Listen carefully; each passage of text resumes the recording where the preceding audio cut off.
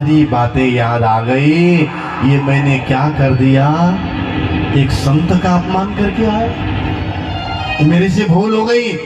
और हे प्रभु, हे परमात्मा, मुझे ऐसी सजा दीजिए कि जीवन में कोई ऐसे गुनाह दोबारा न करे। मुझे ऐसी सजा दीजिए, मुझे ऐसी पीड़ा दीजिए, ऐसी तकलीफ दीजिए कि दुनिया में कोई राजा संत का अपमान न करे।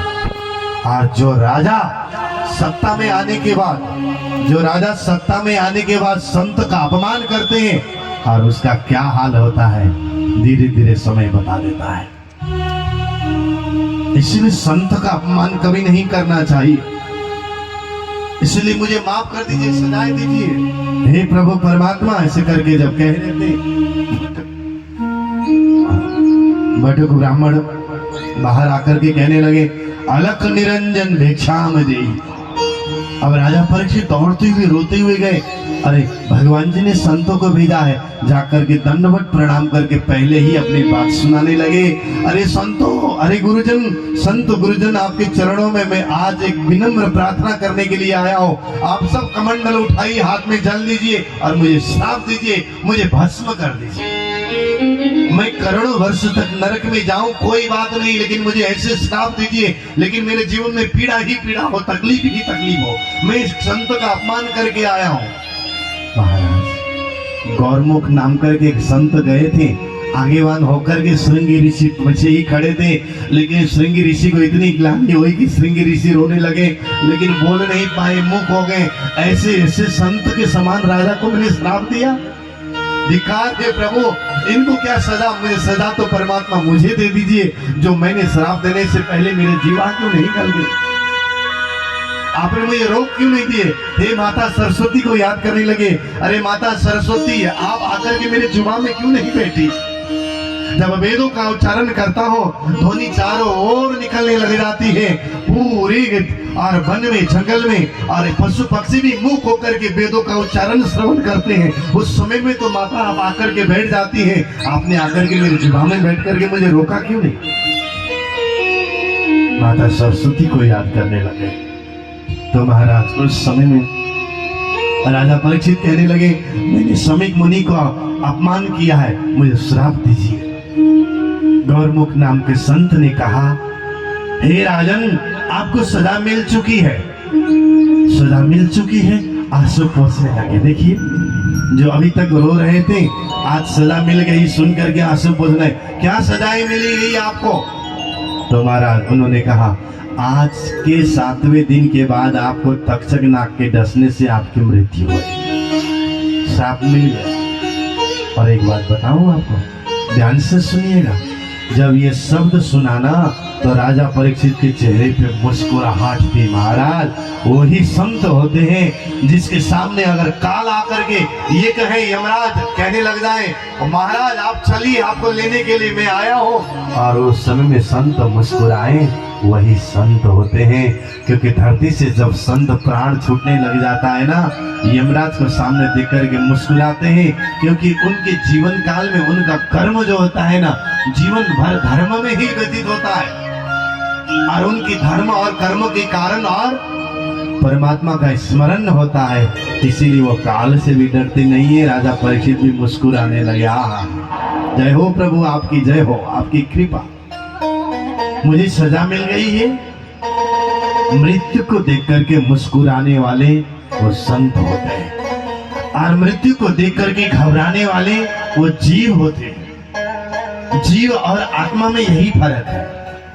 जीव संसार से निकल करके संसार में ही समाप्त हो जाते हैं। जीवों का काम केवल संसार में जन्म लेना है, न खाने वाले चीज खाना, न पीने वाले चीज पीना, और बीड़ी तंबाकू गुटखा शराब पीना, मांस मछली मदिरा पान करना, झगड़ा करना, लड़ाई करना, बस यही खाना और खिलाना और पिलाना, बस ये जीव है जो दुनिया में जन्म लेते हैं और दुनिया में ही समाप्त हो जाते हैं। उनका कोई अस्तित्व नहीं है।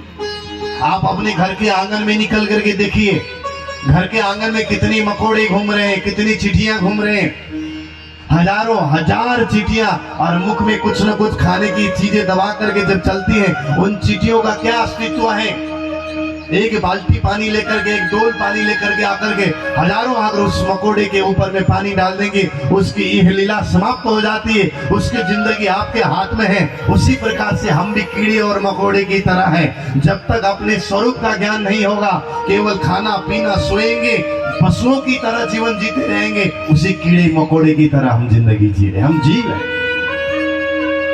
जीव से अगर शिव बनना है, जीव से अगर परमात्मा बनना है, जीव से अगर आत्मा बनना है, जीव से अगर हमें परमात्मा की पहचान करना है, तो भागवत श्रवण करना पड़ेगा, वाणी में आना पड़ेगा, मुस्कुराने लगे। मृत्यु को सामने देख करके जो मुस्कुराए वो संत होते हैं, क्योंकि कहते हैं कि दीप बुझ बुझ करके जला है, वृक्ष कट कट करके बड़ा है।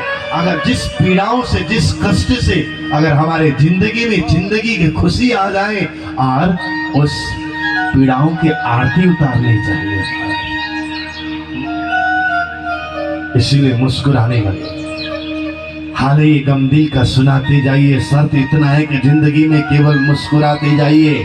आपको जाते ना दिखेगा, जीवन में हमेशा मुस्कुराते रहिए। कथा श्रवण करते वक्त भी मुस्कुराइए, नाचते हुए मुस्कुराइए, झूमते हुए, क्योंकि संतों का लक्षण ही मुस्कुराहट है। संत हमें मुस्कुराते, यानी कि मुस्कुराते, खुशी, खुद खुश रहते हैं, दूसरों को खुशी देते हैं, आनंद देते हैं। संतों का कार्य ही होता है सबको आनंद देना। जैसे कल भजन गा रहे थे ना, आनंद आनंद थाए हमारे घर आनंद थाए, हैया उगलाई जाए हमारे घर आनंद थाए। और आनंद क्यारे थाए महाराज, જ્યારે કોઈ સદગુરુ ઘરે આવે ત્યારે આનંદ થાય, ગુરુ આવે ત્યારે આનंद આવે। इसलिए महाराज मुस्कुराने लगे मृत्यु को सामने देख करके। और राजा परीक्षित ने अपने पुत्र जन्मे जी को सब कुछ सौंप करके राजा परीक्षित निकल पड़े। कहा हम तो महाराज, राजा परीक्षित को जब पता चला मेरे मृत्यु अब थोड़े दिन बाद होने वाली है, राजा परीक्षित सब कुछ छोड़ करके, घर छोड़ करके निकल गए। लेकिन हम आज 60 साल के हो गए, 70 साल के हो गए, 80 साल के हो गए, लेकिन फिर भी हम घर छोड़ के निकले ही नहीं। राधे राधे, आवाज नहीं आ रही? राधे राधे बोलना पड़ेगा। राधे राधे। आज हम देखिए ना, क्या हमारी मृत्यु होगी कि नहीं होगी? बोलिए ना जी। निश्चित होगी। कि जो कथा सुनने वाले, सुनाने वाले की मृत्यु नहीं होगी क्या? निश्चित होगी। आप सोच रहे होंगे यहाँ नहीं बोलेंगे तो मृत्यु नहीं होगी। आया है सो आएगा राजा रंग फकीर, कोई सिंहासन चढ़ चले, कोई बाधिया जाए जंजीर। जो भी आया है एक दिन उसको जाना पड़ेगा। क्या लेके आया बंदे, क्या लेके जाएगा, क्या लेके जाएगा। ये भजन मैं लगभग सभी कथाओं में गाया करता हूँ, मुझे बड़ा आनंद आता है। अब आप लोगों को मैं एक काम कराऊंगा, करना पड़ेगा। सभी मेरी तरफ देखेंगे और गुनगुनाएंगे। क्या लेके आया बंदे, क्या लेके जाएगा, 2 दिन की जिंदगी है, 2 दिन का मेला। 2 दिन की जिंदगी क्यों कहा? एक दिन जन्म लेना और एक दिन मरना। 2 दिन की जिंदगी है, मतलब जन्म लेना और मरना, यही जिंदगी है। बीच ये बाकी सब ये क्या बोलते हैं, झमेला है। 2 दिन की मेला है, बीच में सब झमेला ही झमेला है। इस जगत सराय में मुसाफिर रहना 2 दिन का। हरियाणी भजन है, रहना मतलब रहना। इस जगत सराय में मुसाफिर रहना 2 दिन का, क्यों वृथा करे गुमान, बंदे धन और जोबन का। मैं धनवान हूँ, मैं सेठ हूँ, मेरे 2-4 गाड़ी है, मुझे सब लोग मानते हैं। मैं आगेवान हूँ, मैं राजनीति में भी आगे हूँ, मैं देश चलाता हूँ।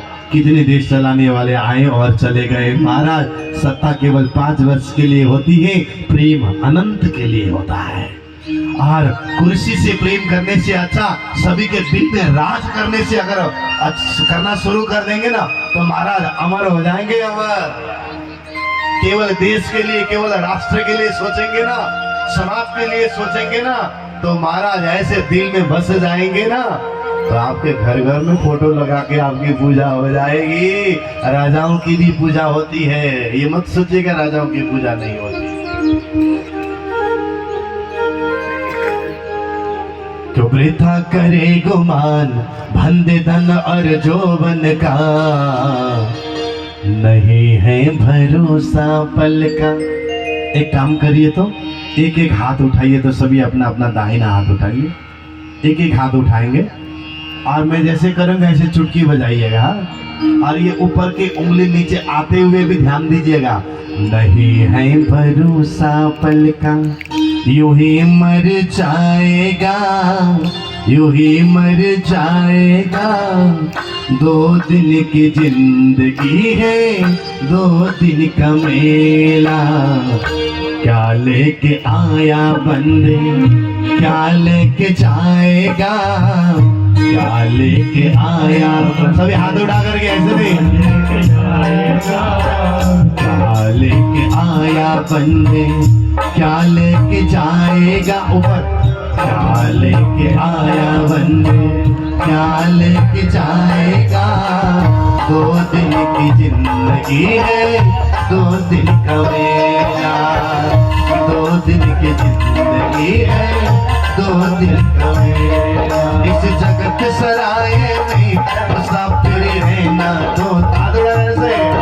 इस जगत सराय में मुसाफिर रहना 2 दिन का। क्यों वृथा करे गुमान बंदे धन और जोबन का। क्यों वृथा करे गुमान बंदे धन और जोबन का। नहीं है भरोसा पल का, नहीं है भरोसा पल का। यूं ही मर जाए, कहाँ गई हाथ, यूं ही मर जाएगा। 2 दिन की जिंदगी है, 2 दिन का मेला। 2 दिन की जिंदगी है, 2 दिन का मेला। 2 दिन की जिंदगी है, 2 दिन का मेला। 2 दिन की जिंदगी है, 2 दिन का मेला। क्या लेके आया बंदे, क्या लेके जाएगा। कहाँ गई हाथ। हाँ, अब हाथ ऊपर करिए एक बार। इस उंगली को नीचे आने में कितना समय लगा, ऐसी चुटकी बताते हो। 1 सेकंड लगा क्या, 1 सेकंड से भी कम समय लगा। और ऐसे ही महामती स्वामी श्री प्रेमनाथ जी महाराज कहते हैं, हे ब्रह्मात्माओं, हे जीवात्माओं, ये पानी का और बुलबुला जैसा है। पानी का बुलबुला है, और जैसे पानी का बुलबुला और जैसे निकल जाता है और फूट जाता है, जिंदगी भी ऐसे ही खत्म हो जाती है। कृष्ण कन्हैया लाल की, ये जिंदगी भी ऐसे ही चली जाएगी। इसीलिए महाराज यहाँ राजा परीक्षित जन्मे जी को सब कुछ सौंप करके निकल गए। हमारे गुरुजी महाराज कहा करते थे, श्रीमद् भागवत पढ़ाने वाले गुरुजी, 3 प्रकार के अज्ञानी होते हैं। अब थोड़े से कड़वे शब्द में बोलेंगे तो 3 प्रकार के मूर्ख होते हैं, सीधी सीधी भाषा में। और वो 3 प्रकार के मूर्ख यानी कि अज्ञानी कौन है। पहला वो है जो 4 साल से लेकर के 25 साल तक पढ़ाई नहीं करते। राधे राधे बोलना पड़ेगा, आवाज नहीं आ रही। राधे राधे। 4 साल से लेकर के 25 साल तक जो पढ़ाई नहीं करता, गांव में घूमे फिरे रहता है, स्कूल नहीं जाता, पढ़ाई नहीं जाता करा और कॉलेज नहीं जाता, तो एक उसको अज्ञानी बोलते हैं। समझे कि नहीं, बोलिए ना जी। तनिक मुड़िया ही ला दी, पाप नहीं लागी, भोजपुरी में बोलते हैं। और दूसरा वो होते हैं जो 25 साल से लेकर के 50 साल तक धर्म को आगे करके, यानी कि धर्म को आगे रख करके जो पैसे नहीं कमाते, घर में बैठे रहते हैं और केवल खा पी करके सोते रहते, कुछ काम ही नहीं करते, मेहनत नहीं करते, छोटे से मेहनत करके बैठे रहते, क्या करना है, कुछ नहीं है, घर में बस यही है। यानी कि जो 25 से 50 साल तक पैसे नहीं कमाते, धर्म को आगे रख के, उसको बोलते हैं दूसरा मूर्ख बोलते हैं, अज्ञानी बोलते हैं। और सबसे बड़ा अज्ञानी यानी कि सबसे बड़ा मूर्ख कौन है? मेरी तरफ देखिएगा, 50 साल के बाद में भी जो घर में बैठे रहते, न मंदिर जाते, न पूजा करते, न पाठ करते, न भजन करते, 50 साल के बाद में भी खेतों में दौड़ते रहते, न कहीं पाठ पारायण हो रहा है, कथा प्रवचन हो रहा है, तीर्थों में नहीं जाते, केवल घर घर घर करके घर में रहते, वो सबसे बड़ा अज्ञानी है। तो सोच लेना अपना अपना नंबर किस में आएगा, 4 से 25 में आएगा, या 25 से 50 में आएगा, या 50 के बाद वाले में आएगा, किस में आएगा? नहीं तो वो पोता पोती तोता दोती लेकर के घर में बैठे रहेंगे, हाय मेरे पोता, हाय मेरे पोती, हाय मेरे दोता, हाय मेरे दोती करते रहेंगे, न पोता काम आएगा न पोती आएगी। सज धज कर जिस दिन मौत की शहजादी आएगी, न सोना काम आएगा, न चांदी आएगी, न पोता काम आएगा, न पोती आएगी, है ना?